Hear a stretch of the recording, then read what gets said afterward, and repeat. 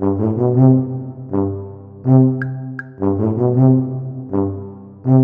back to Talking Shit, where we are talking all sorts of shit. Schitt's Creek, that is. And today, we bid adieu to season 1. We say our best to Bob Cratchit. And of course, I'm not alone. I'm welcoming in the disgruntled pelican to my Simply the Best, Stuart. Stuart, how are you? I'm good. I still don't get that reference in the slightest. You're not gonna for a while. We're at the end of season 1. We've done it. I'm really excited. I mean, it flew by. Of course, it's only 13 episodes, so probably going to feel that way. But it really has flown by. And yet I do think, like, from episode 1 to episode 13, we've seen some character growth for some of these characters, not all.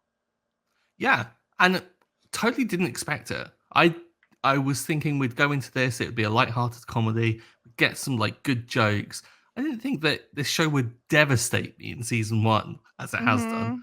Oh, it's only going to get worse, honestly. Like, in terms of the emotionality, you're only going to feel more as time goes on. Because as most people say, I'm going to reiterate here, I think season 1 is the worst season of the show.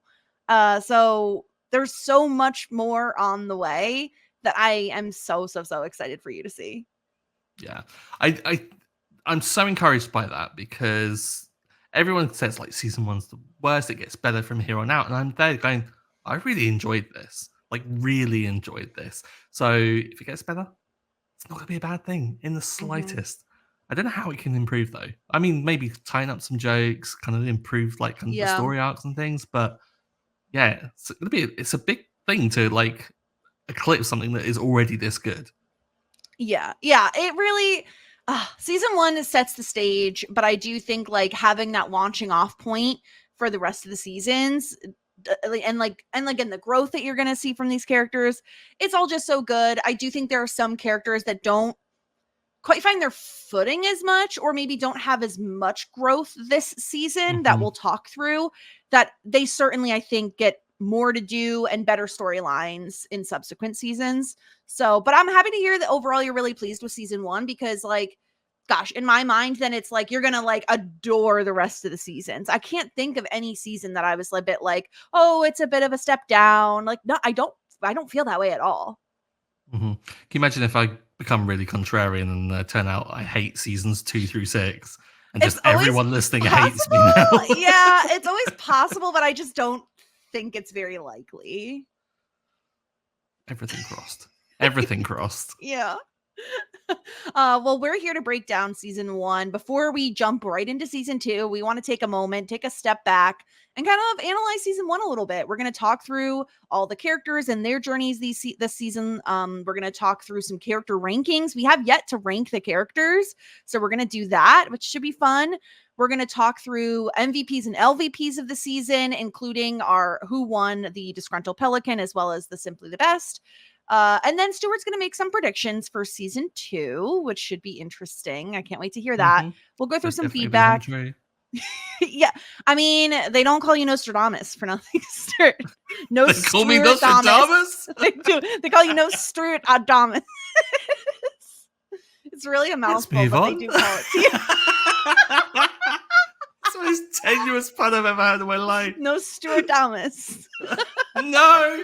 I think it works. Glad you do. Love that journey for you.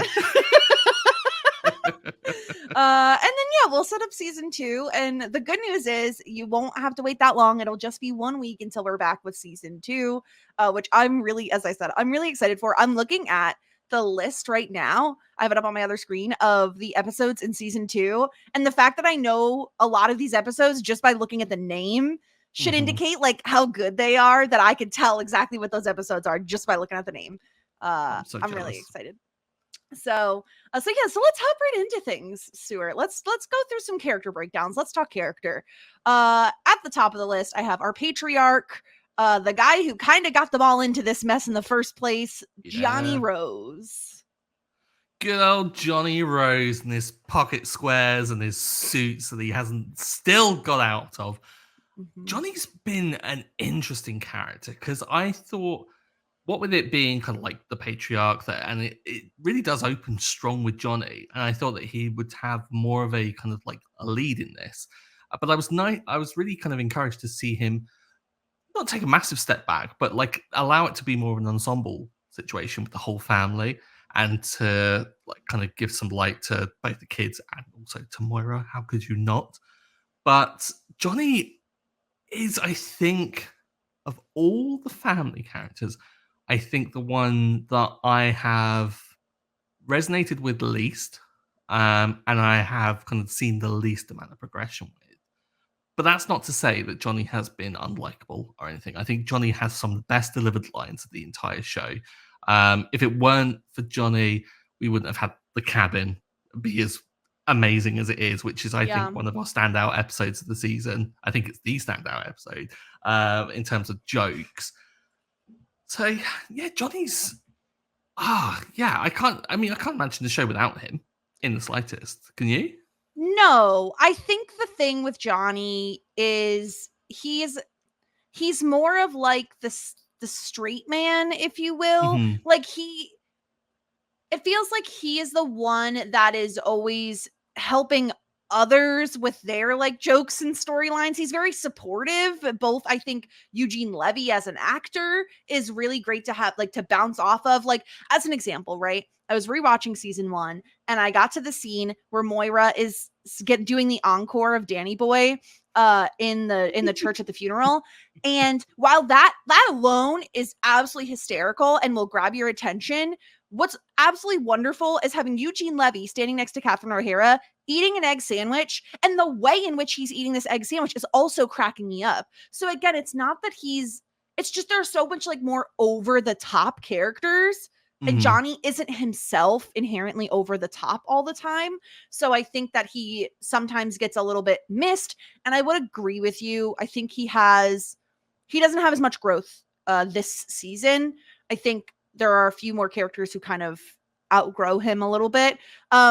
That's not to say I don't like him. I think inherently Eugene Levy is like a likable guy, so Yeah. you're gonna like him, and it's very obvious that he cares about his family and their well-being, right? Like, it's funny watching him attempt to parent his adult children when it seems like they've kind of been on their own for a while doing whatever they want. Like when he goes to pick up the cake for Moira's surprise party and Alexis wants to like steal the candles, and he's like so flabbergasted that she would steal things. I've um raised a thief. yes. So it's Go and like look at the car. it's small moments like those that endear me to Johnny, but he's one of the characters that I think will enjoy more in later seasons. I think this just isn't his season, you know? Yeah, and like you said, you have to have the straight man to fall back on. Like the kind of the goofballs can't really excel unless there is someone who is Right. pointing out how outrageous their behavior is. But what is also good is that it doesn't take Johnny away from that world of being kind of outrageous with their expectations for life and with the absurdities that they do live in. Like Johnny still has those ridiculous expectations of like a breakfast that Stevie can provide really early Yes. on in the current series, and then harassing Stevie for towels only for like kind of someone in there with you. Yeah. Blink if you're in danger. Like these kind of, I think, simple and earnest, I think, reactions that are just fully based in like in his head as normal things couldn't really be done, I think, better by any other actor because yeah, Eugene Levy carries the role completely. Yeah. And I do think like there is a season specifically I'm thinking of that is so excellent for growth from Johnny that we haven't gotten to yet. Thing. That I just think like we're just starting things out with Johnny. And this season for him is so wrapped up in getting out of Schitt's Creek, right? Like it is Mhm. so contingent on like money, money, money, money, money. And I need to get money and I need to get out of here. And that's pretty much what he's focused on. Unlike, I would say, his wife Moira, who we see her get an acting job, right? Like we see her get work. Like she has a little bit more progression in that way. And I think the thing that we've probably talked about most when it comes to Moira, beyond the absurdity and all of that, is her relationship with Jocelyn and how much I think that has helped Moira in a way that she didn't even realize this season, you know? Yeah, because Johnny had a s- didn't well, I say had a friend, had a friendship kind of blooming a little bit with Roland, but nothing in the realm that Moira has with Jocelyn. Right.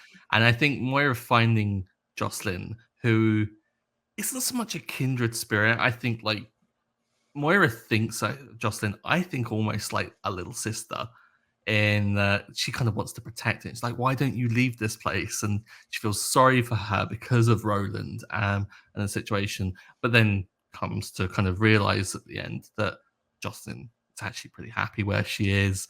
She doesn't need to be kind of Yeah.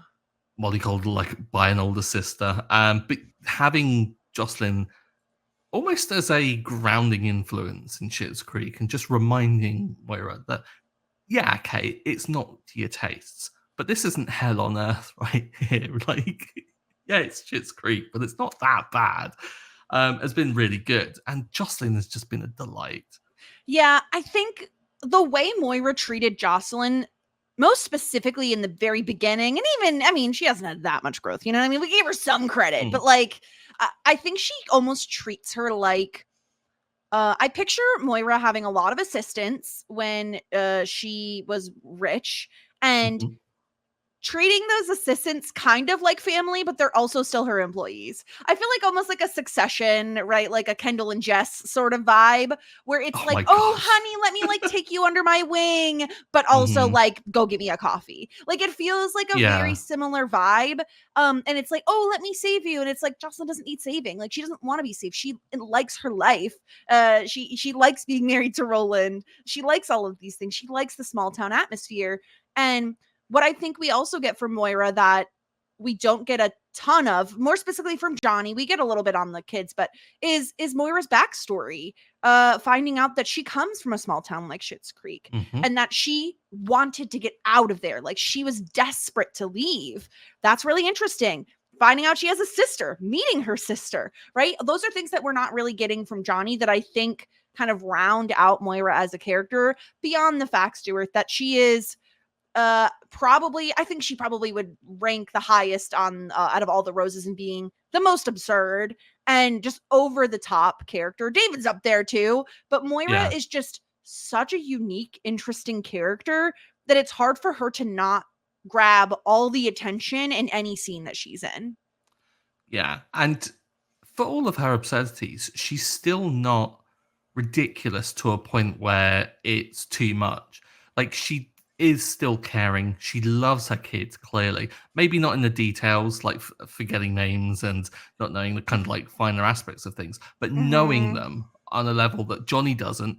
Johnny is a stickler maybe for those details, whereas well, maybe not. But she is more of a kind of like, no, I understand them. I know what's going to make them tick, which kind of makes you think that in a lesser show, she would have been a complete trope. I think that she would have been a drunken mess of a former actress that would have been almost borderline kind of abusive towards the kids in terms of how she talks to them.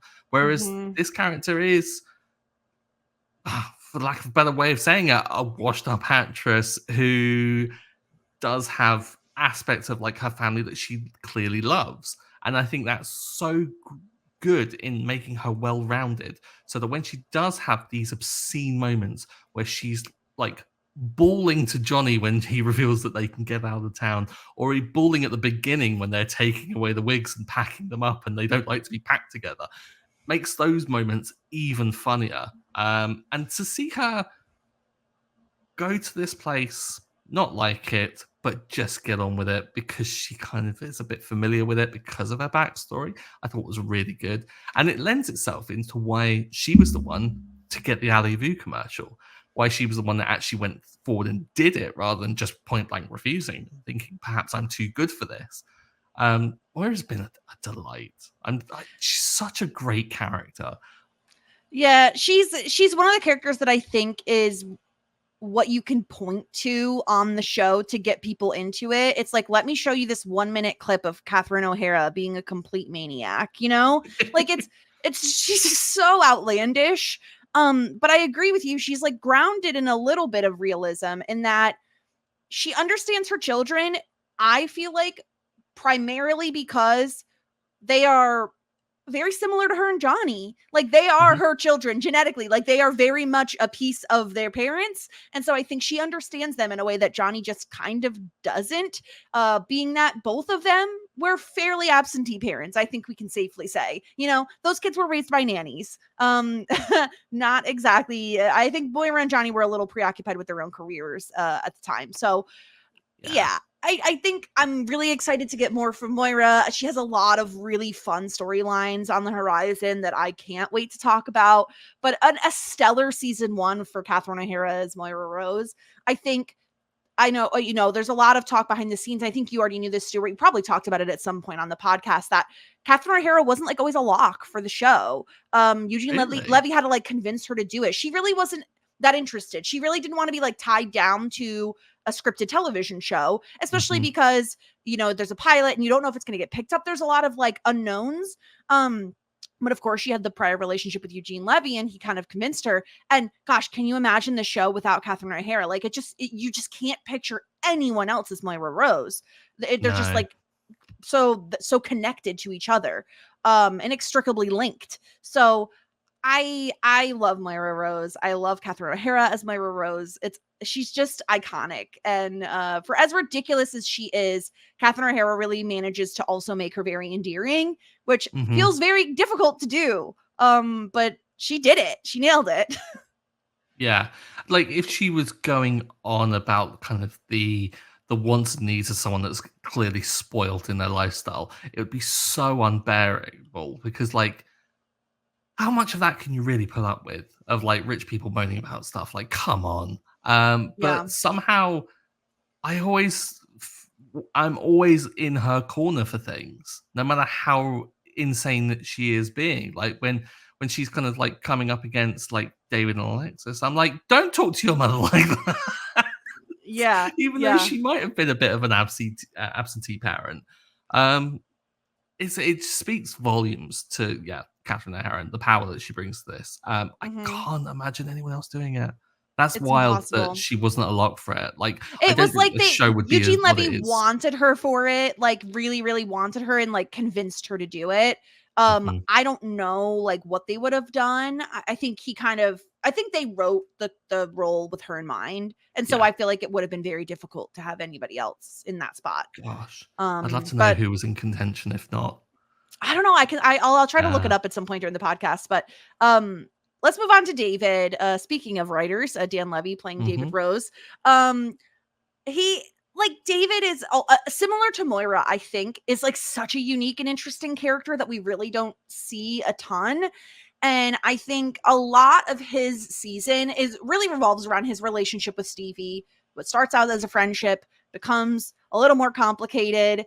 We end the season with like David realizing he's no longer comfortable being alone, and that even when he was with his quote unquote prior friends, Mhm. he still was alone. They didn't care enough about him to ever check up on him after he left the city. And so I think this is like I think of all of the characters this season of the roses at the very least, he's shown the most growth in that he wants something different for himself now. And Mhm. unfortunately, it is not does not go hand in hand with what Stevie thinks that he's proposing. She's thinking he wants something more romantic.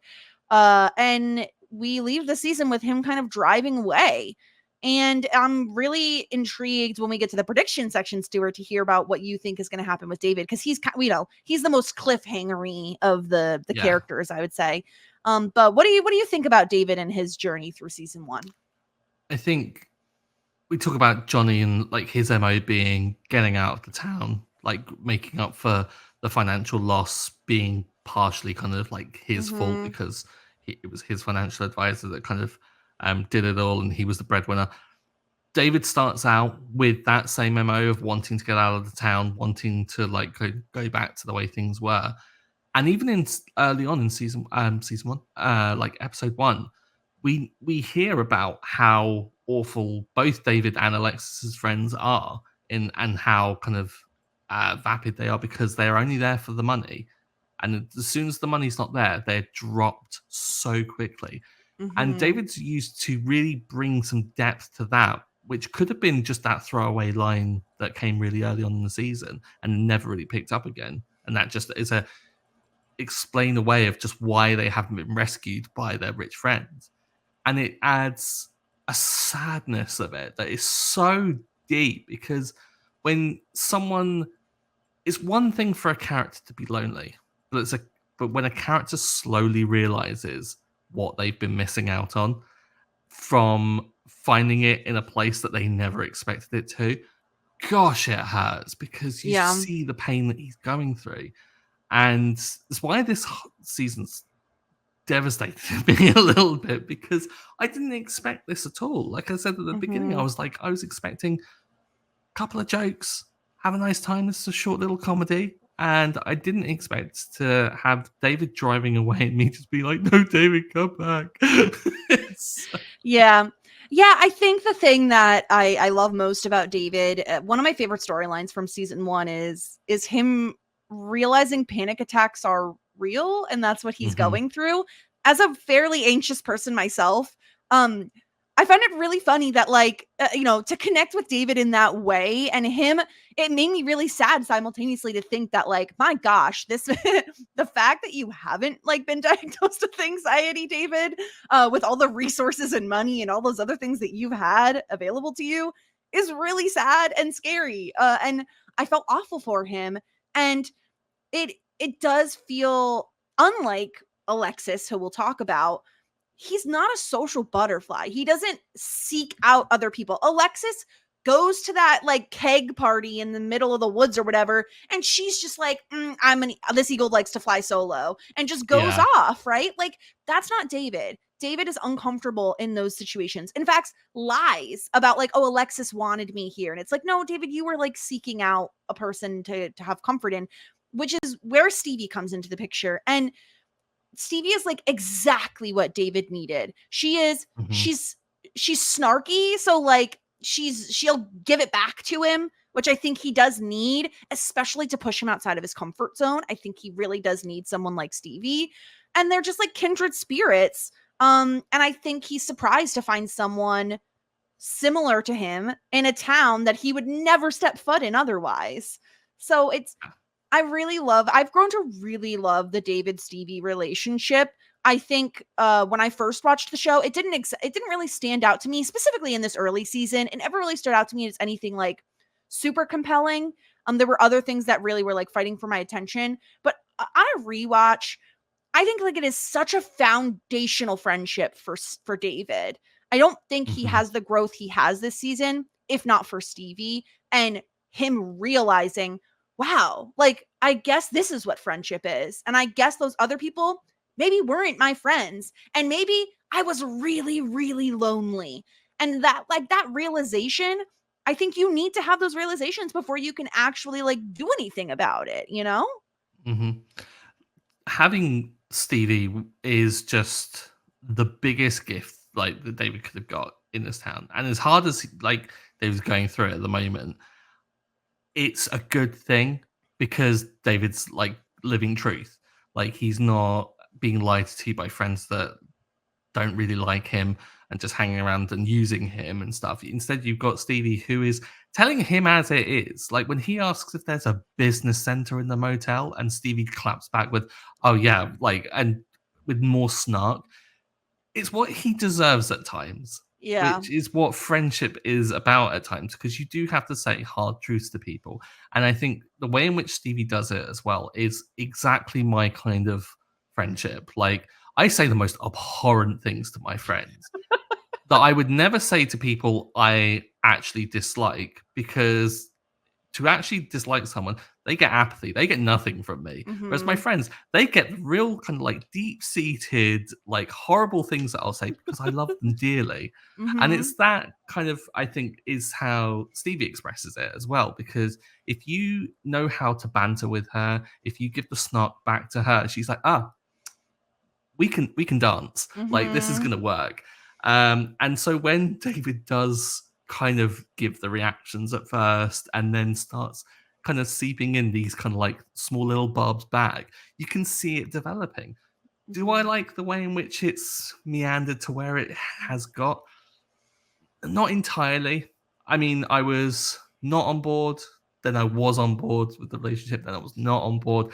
And I think I've kind of jumped on and off it just as much as they have each other. But it's horrid, right? I was gonna let it slide, you know. But I think it's, in the long term, I'm hoping it's going to be a good thing, because it then eliminates that as being this lingering, but what if? Mm-hmm. And because it's been explored, it's been shut down by one half of it. And I think that Stevie will get over it. I think because Stevie values the friendship. I think David will get over it because he values the friendship. And the two of them are going to be friends. If David comes back, that is, which, I mean, I have high hopes. I mean, I doubt that Dan Levy's going to write himself out of the biggest thing that he's ever done. Yeah. Yeah, exactly. Yeah, I do agree. I think I wish they would have ended the Stevie and David thing earlier, like when they originally did, when they agreed to just be friends and then have a glass of wine and be done with it. I had wished they had ended it there. It is the biggest mark against season 1, I think, for myself personally. It is the thing that I dislike the most from season 1. Followed quickly by a storyline by one of our next characters, Alexis. Here we go. Yeah. Alexis's season is really interesting. And I think it's almost like a bell curve in a way, because she's very selfish, self-interested, like only she even says herself, like she wants to surround herself by people that like give her compliments. She, there's this thing with Mutt, but he's with Twyla, he's not going to make a move, whatever. She meets Ted. They did very briefly. I did a rewatch of the season, Stuart, and when they have that dinner party, we had said on the podcast, I couldn't remember, it was like 2 weeks or 2 months. I knew 2 was a number in there. It was 2 weeks when they had that dinner party, and that was episode 10. There are 3 more episodes in the season. They couldn't have been dating for longer than 2 months, and that's maximum. Nope. And on top of that, Stuart, they didn't even exchange I love yous before he proposed, which is like psychotic behavior, in my opinion. Like, okay, here's my rule for proposing. You should never propose if you don't know what the answer is going to be. And that answer should be yes. Mm-hmm. Like, don't ask a question you don't know the answer to, Like, Ted, what are you doing? Like, we get on Alexis's case. Fair enough that she, like, is pretty much contemplating cheating on Ted the entire time she's with him because she likes Mutt. However, Ted, I feel like, as much as I love him, it really feels a little familiar to me, at least in a prior relationship I had, where it's like the more you could feel the person wandering away from you, like their eyes on something else, the tighter of a grip he is trying to get on Alexis, and she's just too slippery, and that's how it feels. And so while Alexis, I would say like Alexis peaked in terms of like growth arc, Stuart, when she's telling Twyla, hey, maybe have a conversation with Mutt before you do the whole song thing. Yeah. Like, in that moment, you think, oh gosh, okay, Alexis actually really does care about these people, not just her own situation. She cares about these people because she's being incredibly kind to Twyla and Mutt in that situation, because she's respecting his kind of privacy and like confidence because he has come to her about it. And she's respecting Twyla and her feelings and making sure that she doesn't get hurt. But then what does she do by the end of the season? Cheats on Ted. Yeah. With Mutt. And we knew it was coming. Like, this has been signposted since like episode, like whatever, when they first met. So it's not surprising. It's just disappointing. No, it is. We knew it was coming, but it still sucks. And I think specifically it sucks because Ted is like such an endearing character that it's like, gosh, you could do it to a crappy guy, but to do it to Ted, and specifically to do it to Ted with Mutt, who we all know my feelings on Mutt at this point.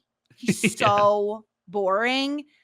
I'm offended that she would like cheat on Ted with Mutt because Ted is just the sweetest little sweetheart. And it's like self-sabotage, right? Like maybe Alexis and Ted aren't meant to be because their personalities clash a little bit. He is a very sweet guy. She will kind of manipulate and take advantage of someone in that way. Mm-hmm. But like I Alexis, just break up with Ted. We know you've broken up with people in the past. This isn't your first rodeo. Like, yeah, maybe it's the longest relationship you've ever had that wasn't under duress. But I just Alexis's storylines are so interesting. The biggest gripe I have is just it's so much of the will they won't they with Mutt and Alexis. And it gets frustrating at times, specifically because I find Mutt to be such a nothing. If it was a character that I actually was interested in, Stuart, like imagine a world where Mutt is actually a compelling character. Maybe he's still not like a good guy like Ted is. Like maybe he's the bad boy, Mm-hmm. like a Sean Hunter to Corey Matthews sort of situation. Like Ted is the Oh, Corey and Mutt, this new Mutt is the Sean Hunter. Maybe we're rooting for her in that case to like get with Mutt. But in this case, it's like Mutt sucks. Like I don't want anyone to be with Mutt. I didn't want Twyla to be with Mutt, and I don't want her to be with Mutt. yeah. He really doesn't help himself, and I think it's an interesting that you say like it's been a will they won't they, because I think of it more as a will she won't she, because I don't Mm, think that Mutt really has much of a say in this whole scenario because it's yeah. all been Alexis led. And it's all been, I think, in purpose for her long term growth because eventually I imagine that she will. I mean, even by the end of this season, she reveals to Johnny Moira what's happened, and she seems to be regretful. Uh, but then it's only because she has to stay in the town and reap like the her own consequences. Like she Mm-hmm. has to deal with this now, and it's gonna get awkward. Whereas if she was getting away from it, she'd just run away and it wouldn't be an issue. So there's a lot of work to be done with Alexis. But Yeah. interesting though that community service is done. Well Like done. because I'm not sure if hers is fully done, but Mutt certainly is, and she knows it now. So if Mutt does it loads more, then that's going Yeah, to be weird. it seems based on what Ronnie had said to her, like, oh, good job, princess. It seems like she's probably done. It just the timing just kind of worked Mm, out nicely where they're leaving yeah, town and she's also done. Um yeah, I I will mean, I say I'll think miss it. yeah, she does I mean, she does do good things and we see her, care about people other than herself at times, right? She's very supportive of David when him and Stevie sleep together. Like, uh, Hmm. she does care about other people. It's just she cares about herself first. And I think she was taught that way. You know what I mean? Like she's a product of her environment. That was what she was taught to do is Hmm. be self-interested. She was a child actress, let's not forget. So For a brief period. for a little time, yeah. So yeah, that's Alexis. Those are our roses, our four main characters. We're gonna do a character ranking. Now, we're not include I waffled on how to do this, okay? There's a lot of characters in Schitt's Creek. We're going to flesh out some side characters a lot more in future seasons. But for now, to keep it a little easier and straightforward, the characters that we're ranking are the four roses, so Johnny, Moira, David, Alexis, and then the biggest side characters, so Stevie, Roland, Jocelyn, Mutt, and Ted. It felt like the easiest way to do it. I love Bob. We all know I love Bob and his little Bob jog, but he won't be included this season in the rankings. Maybe next season. Maybe next season Bob gets promoted, but not this season. Here's hoping. I want to see more Bob and I want to see more Ronnie in the next season. So if they're not in this Yeah, list Ronnie's next great. season recap, I'm going to be livid. Yeah, well, we'll have to wait and see. Stuart, do you want to go first or would you like me to go first with my rankings? So what are we doing? Are we going top to bottom? Do we want to know I who's like been the doing bottom best to in the top market? because I think it's more exciting. Perfect. I think Yeah. this will make this a lot easier. Mutt's at the bottom. Obviously, Mutt's at the bottom. Mutt Jock. sucks. He sucks. He's the worst thing you could be, and it's Hmm. boring. Capital B, boring. Exactly. He's brought some drama to it, and I love drama. I live for it. Mhm. But this is not the kind of drama that I'm after. It's almost And like also, against if his you, will, he's brought drama. yeah, he's been involved in it just by existing and having abs. This is not, yeah. What's the point of him? Get to the bottom. That's where he belongs. Yeah. Especially when your parents are Roland and Jocelyn and you're a boring character. What's wrong with you? There's something wrong with you. You know, your parents Yeah. are great. Come on. All right. Second up from the bottom, I have Roland. Interesting. That's not Yeah, where I would put Roland in the slightest. interesting. Here's the thing. Roland has moments. I think he has a rough start for me. And the pillow under the shirt doesn't help matters. He's like really gross. Like he's like sticking his hands in like a cheese fountain, like nasty. Like he's just gross. And like he becomes nice and endearing later on. And like you can feel that there's some sort of like budding friendship between him and Johnny, but it's just not there yet. And against all these other characters, I couldn't justify putting him higher. So I have Roland second from the bottom. Interesting, because I would have put Ted lower than Roland. Wow. Yeah. Ted gave Alexis a book telling her how to change herself, which I was like, no. She is unmoldable. Don't even try it. But also, how dare you? Mm-hmm. And also, let the dogs watch them in bed. Stop it. No. That's abhorrent behavior. Get out. Yeah, it's pretty bad. It's pretty bad. That's fair. That's really bad. That is really bad. He also proposes after like, a few weeks, which isn't great. Isn't great. Yeah. Yeah, that's you make me reconsider. Now I have to move stuff around. Hold on. This is I forgot about the book that he bought her. Spoiler alert, Ted is in the season next season. So like I also have trouble I've seen this show so many times. I have trouble like separating in my brain like, okay, this is, this season, this season's Ted. Okay, so yeah. So third up from the bottom, that's where I'm gonna have Ted. I'm gonna have him there. Okay, so we're not too far off then. He's really sweet. Like I think the things that I do adore about Ted are that he's a vet, he cares about animals. Obviously, that is always going to get me on someone's side. I just think like again, like feeling like you're being suffocated in a relationship is awful. And he's suffocating Alexis. Like he is trying so hard to hang on to her in a way that's only makes her want to run away more. And I just think he has a little bit of growing to do in that department. I think he's not like problematic, but I think that it's not, while we like get on Alexis's case a lot for like the stuff that she does, I don't always blame her because of the way Ted is. He's just being a lot sometimes. So yeah, I'll put Ted third from the bottom. So I put fourth from the bottom. One of the Roses. Johnny Rose. Wow. Wait, you skipped Roland. You have Roland third from the bottom. Oh, Roland third. Yeah. Roland third from the bottom. Okay. Because Roland, I think, for everything that's been described, he's disgusting. He makes the worst jokes. May have, if we are to believe Brenner, and we'll get to the feedback at some point, may have killed off the Rose's ability to leave town. But yeah, I think it's more than deserved. I think that he is a step up from the others purely for the fact that he has done incredibly kind things. And I think maybe even without them intending to be kind, like he's been loaning Johnny his truck this entire time. Yeah. He gave him the use of the cabin. He invited them to their little kind of like Hawaiian soiree that they had. Like Roland can do nice things at times. I mean, he helped Johnny out at the unemployment office. Yeah, he did. Like he's not entirely irredeemable, but still, he is a disgusting pig when he wants to. Yeah, that's the problem, right? Is he is a disgusting pig. And if not for like the very beginning few episodes and that behavior, I think he would probably end up higher on both of our lists. But such is life. Maybe next season, Roland.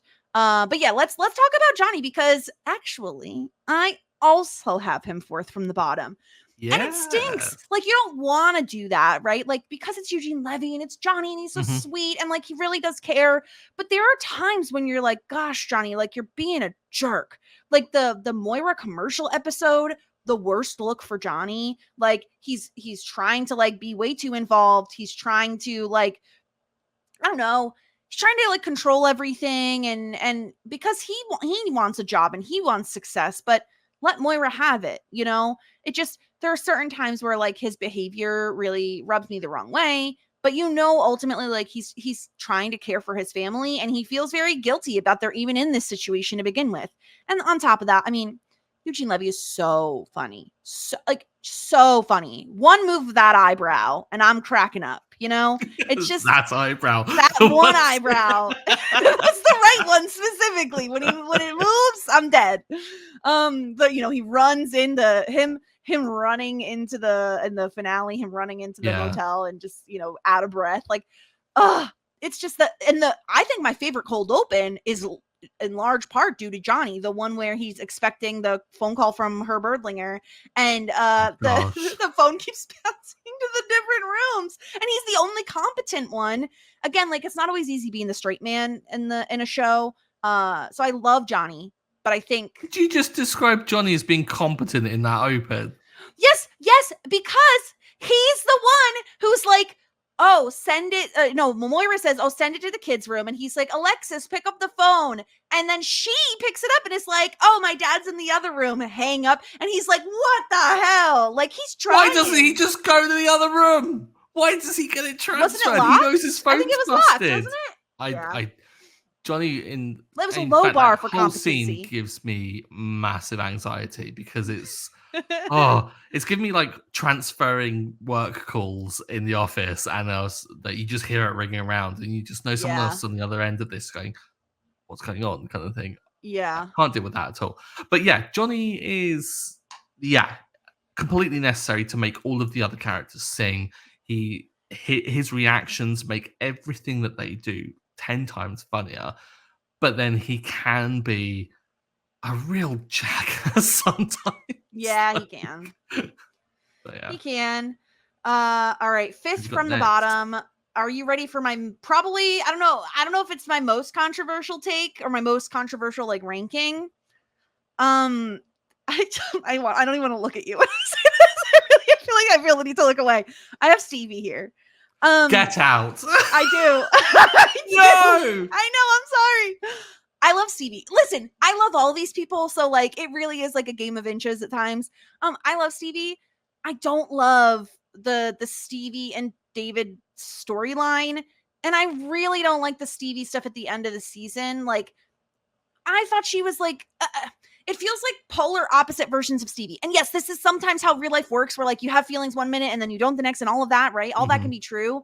But like I loved the version of Stevie when they leave Ted's dinner party, Ted and Alexis's dinner party, and she's like, "Oh, I was totally faking all of that." Like, duh. Yeah. I love that version of Stevie. And then like the end of the season, like she looks so hurt and it didn't like quite always add up for me. Beyond that, I'm not always into like the super dry sense of humor that Stevie has. It's not always my cup of tea. So I love Stevie. I don't think this is her best season by far. Like there's so much better Stevie content on the horizon. Um Not my favorite Stevie stuff. And while I do like Stevie, I just like other characters more. So that I have Stevie there, fifth from the bottom. Wild. I had Alexis in that spot, Mhm. which I think kind of middling. Um, because as problematic as Alexa's behavior is, Alexa still for me is one of the funniest in terms of like jokes. Like she comes out with some absurd things that she says, like chucking the Mhm. muffin at Twyla just still cracks me up every time I see it, and Mhm. just that kind of look of I'm actually genuinely sorry. The turning up to community service, like inspired by Naomi Campbell, and like dressing to impress for all of it, just the commitment to everything and her refusal to let Schitt's Creek shape her, I think is incredible to see. But still, I can't rank her higher because the whole mutt of everything. But I don't. It's weird because I judge Mutt for this whole storyline completely, and yet she's the catalyst for a lot But of we it. like her Because, more. but yeah, that's the thing. She's Is more like interesting. I accept it because I like her, and that's Yeah. really bad. You Yeah. shouldn't do that with Well, it's people. because she's like, she doesn't know any better. You know, like she's like, I don't know. I excuse her Oh, we're behavior a little such more. enablers. I know, I know. It's funny you have her there because I actually have her next on my list. Okay. For similar reasons. The Mutt stuff doesn't sit well with me most of the time. But I can't help but love her. I just find her very endearing, you know, like she says the craziest stuff and she's been through what she's been through is frankly phenomenal and she's Mhm. survived all of it. And then on top of that, treats it like it's nothing. Like, oh yeah, it was Yeah, a she's so casual Saturday. nonchalant about that. Yeah, when I was Yeah. like trapped in the trunk of a Saudi prince, like casual Tuesday. Yeah, it's wild. Like I love Alexis though. And I think like I also think I'm bumping her a little bit up as well due to the relationship with Twyla. I really love the stuff she has with Twyla. I think like it's really cute. Like even when they have the dinner party and Twyla comes in and she's like, "Aren't you a little Georgia peach?" Like it's just really cute, you Yeah. know? Like Alexis gives out compliments like all the time, which I really like about her. So that's where she's gonna land for me. Oh no, you just talking about like some of the stuff that she's done. It's just come to mind. She did ruin games night, which makes me want to like take her down a peg. She really did. She But did. no, Did she you is where see she his is. eye twitched 5 times? Drink Drink. it, bitches. Yeah, she did ruin games night a lot. All right. So we're at top So that three. is yeah, I was gonna say that is so we're down to I'm looking at my own list. We're down to the top three. Who is third on your list? Okay, it's gonna get controversial because I think a lot of people are gonna expect a lesser name here. Moira Rose is my third.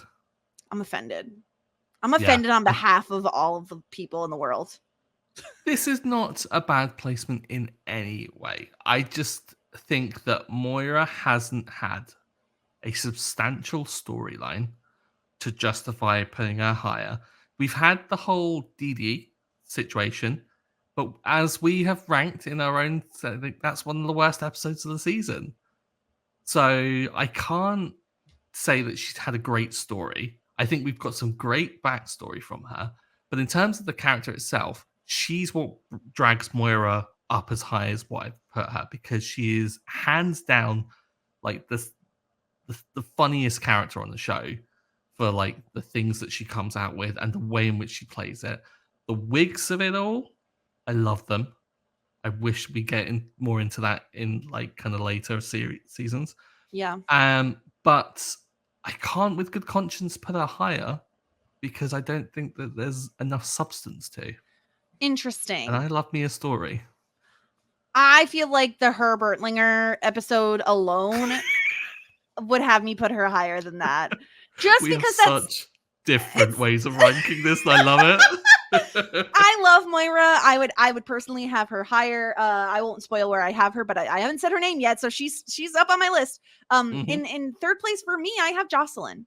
And I will say this rewatch has done so much for my love of Jocelyn. I don't think I ever really appreciated her as a character enough.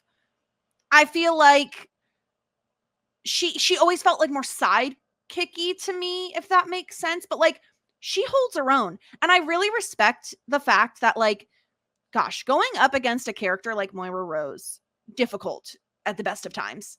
And Mhm. she handles her own. Like she does. Like I love that scene. The scene that most sticks out for me for Jocelyn is the scene where after Jocelyn takes Moira to get her hair done, um, and she says, like, you better get used to Schitt's Creek because you might be here a while.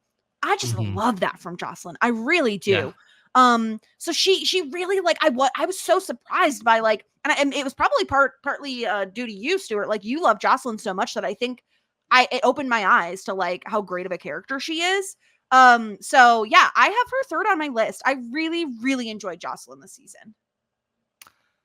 So I have miscounted my own list. Moira was my Ooh. fourth. Oh, that's even worse for Ah, you. I'm even more I know, upset right? now. Because I realized Jocelyn's my third in looking at, Oh, yeah, Stuart okay. needs to scroll down his own list. Which, yeah, similar vibes. Like, I think that Jocelyn is, maybe aside from Twyla, Twyla's incredibly adorable in this show. And I kind of want to give Twyla flowers just for the hooker story alone. And the outrage at not being able to tell it is still one of my favorite scenes. It's so But no, funny. Jocelyn is this absolute nugget of wisdom when she tells Moira, yeah, you might be here a while, and but then also having Moira kind of push back and feel comfortable enough to do that with Jocelyn because she knows that Jocelyn is a good soul that won't necessarily judge her. I mean, I don't think Jocelyn judges anyone. She's married Yeah. to Roland. She can't. Yeah. So, but Yeah. she, the only thing I would downmark Jocelyn for is the fact that she is Mutt's mother. That's her You only raised negative. that? Exactly. What went wrong? Well, Oh I yeah, have to Roland. also Yeah. mark her down. I love cheese. And the fact that when Johnny tried to put a cracker on her cheese ball and it like crumbled, that's a bad cheese ball. That's a real bad cheese ball. I'm just saying. Oh gosh. But she did Cheese want should to not break come out in the ball cheese fountain form. when they were getting high. So credit to you, Jocelyn. Credit to Oh you. yeah. Yeah. And she knows how to cut loose now and then. I She love it. does. She knows how to Yeah. party. Yeah. I love Jocelyn.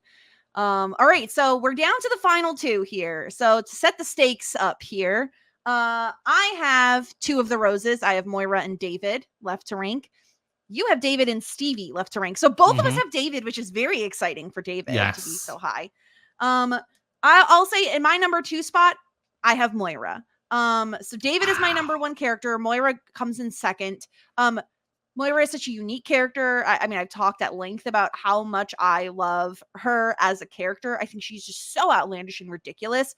The reason I gave David the number 1 spot is because of the growth arc. I think there's a little bit more there. I think he has just a little bit more to flesh him out as a character in terms of, how lonely he is and him wanting to not be so lonely anymore. Whereas Moira, to your point, even with having her sister come into town, I still don't think has as much growth and as much dimensionality as David does. Hmm. And for that reason, David, I think just is a smidge above Moira. I love both of them, obviously, but I think I have to. If I'm picking favorites, I think I'm going to put David at number 1. Okay. Don't hate me, everyone, please. I had David second, I'm Stevie upset. top. Shouldn't be. It's a good thing, Jess. It's a good thing. So Mm-hmm. David quite rightly deserves to be incredibly high on this list. Has the I think the best arc of any character on the show in terms of like the amount of change and understanding that's gone into them. The whole wine analogy for that alone, like top tier immediately. Yeah. Um, the only reason I put Stevie above David in this is because every time Stevie is on screen, I am invested 100%. And I don't know what it is about Stevie, whether it is the fact that I do love really snarky humor. Mm-hmm. It just that's my humor to a T. But I think it's also whenever we get Stevie on screen, we tend to get David on screen. It's very rare that we get Stevie without David. So really, these two are kind of linked. And if I could give them both the same slot, I think I would.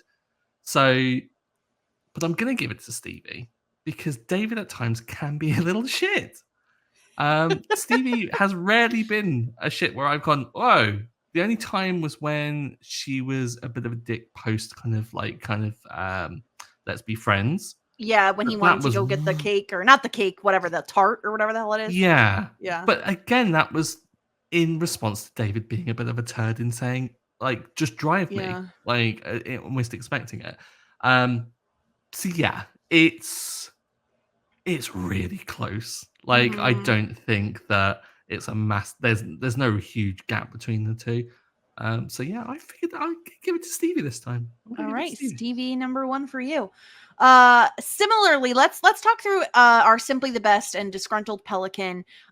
Do you want to award anyone an MVP? And this can be for like any reason at all. For example, I'm going to give an MVP point not to my favorite character who was David. I'm going to give an MVP point to someone else because there is someone who, like, honestly made me laugh the most. And for whatever reason, that was what I was valuing this season. Like it's not always going to have a specific set reason or rules. You can't just give it to Bob for the jog. It's not Bob for the jog. He just loves the Bob jog. Maybe in the future he'll get one. No, I'm giving it to Moira. She made me laugh so hard. Gosh, she's so funny. Like the Danny Boy scene alone, I can't. It's so funny. So yeah, I'm gonna give my MVP, my simply the best, like overall, to Moira. What about you? I'm gonna give it the exact same. The allez-vous explainer, like the bad acting, the wine, the the Danny Boy, Danny Boy alone, it just elevates her completely. Yeah, I think Moira's gonna get mine.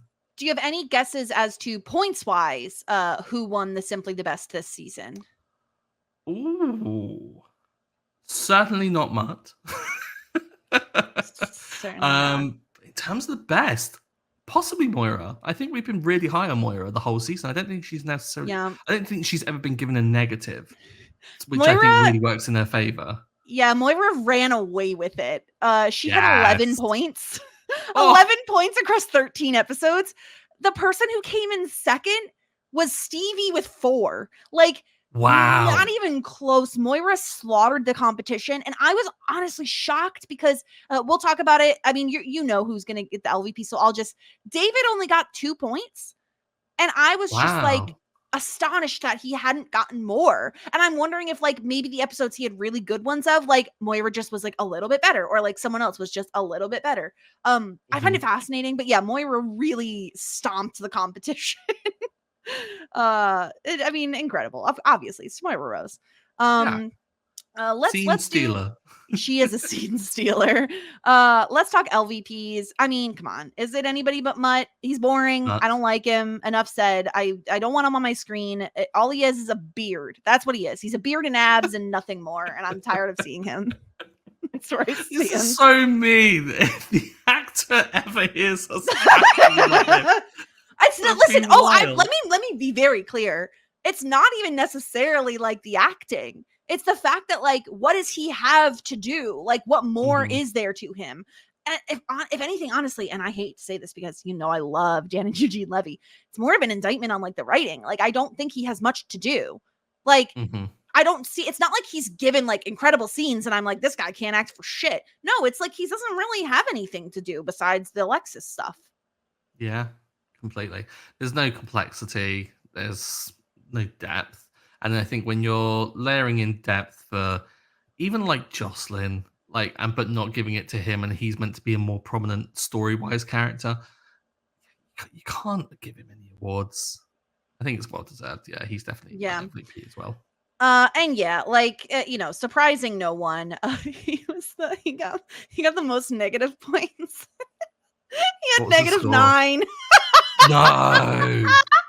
And the next, so do you, maybe for more fun this way, do you want to make any guesses as to who came in second to last? Because you obviously knew Mutt was going to get the most negative points. And keep in mind that this is like in total, like if they got an MVP, they got a +1. If they got an LVP, they got a -1. So like keep that in mind. Because I was going to say Roland initially, but then we also started giving him some MVP points. Yeah. So I'm thinking that maybe that might have kind of brought him back up.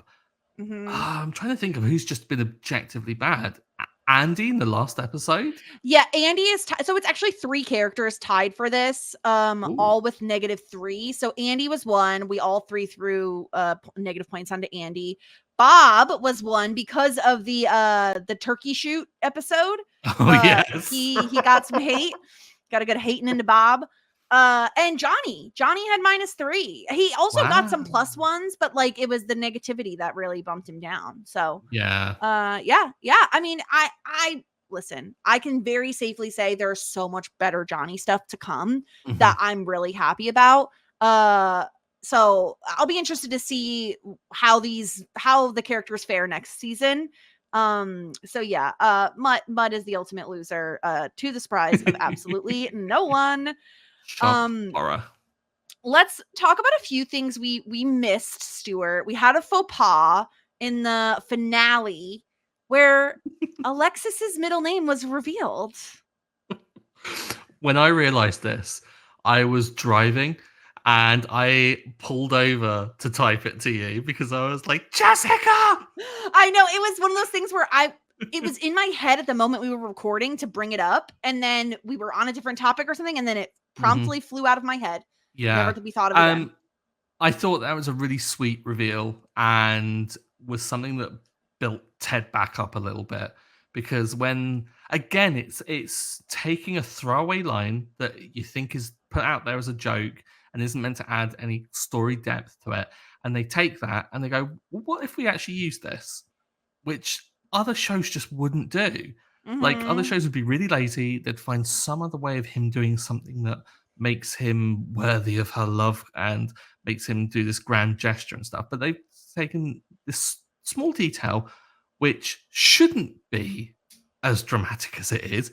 Knowing Yeah. someone's middle name when you're proposing to them shouldn't be this grand gesture. But in the context of this show, it is. And finding out that it's Claire, relatively normal. I was expecting something I kind of could wild. I have was expecting a sworn Hollywood middle name. Moira guessed Claire when she was doing her guesses. And maybe Oh, she didn't. I could have sworn. No. I'll have to go back and watch. I just watched those episodes, but I wasn't, yeah. I don't know. Yeah. Indictment on us for missing that, but we'll be better next season. We promise, everyone. Don't worry. Mhm. What about predictions, Stuart? What are your predictions for season 2 of Schitt's Creek? Something tells me David's coming back. Don't Okay. know why. Don't know why. I don't know how it's going to happen though. I wonder if we might get